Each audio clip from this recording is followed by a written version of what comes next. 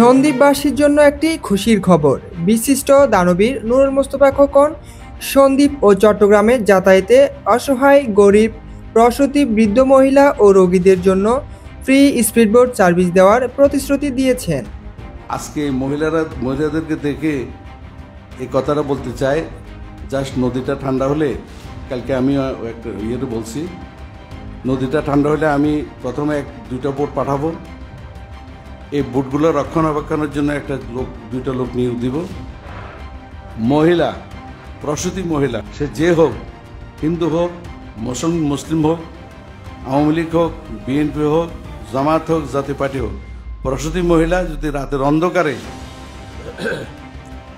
রাতে দিনে যে কোনো সময় পার হইতে চায়, ওই বোটে পৌঁছে দিবে, লাশ পৌঁছে দিবে, ফ্রি, কোনো টাকা লাগবে না। শীতকাল অর্থাৎ সন্দ্বীপ চ্যানেলের অবস্থা শান্ত হলে প্রাথমিকভাবে দুটি আধুনিক স্পিডবোট দিয়ে এই পরিষেবা চালু করা হবে এবং পরবর্তীতে আরও 3টি স্পিডবোট যুক্ত হবে। স্পিডবোটগুলো দেখতে অনেকটা এমন হবে যা বৃষ্টি ও কিছুটা প্রতিকূল আবহাওয়াতেও চলতে সক্ষম।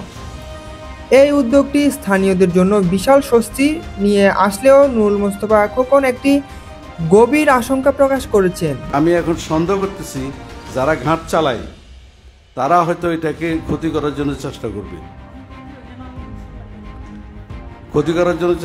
হয়তো নিজেদের সিদ্ধ করে দিবে, রাত্রে আগুন ধরাই দিবে। এটার দায়িত্ব খেলনা মামলাকে দিয়ে যাব।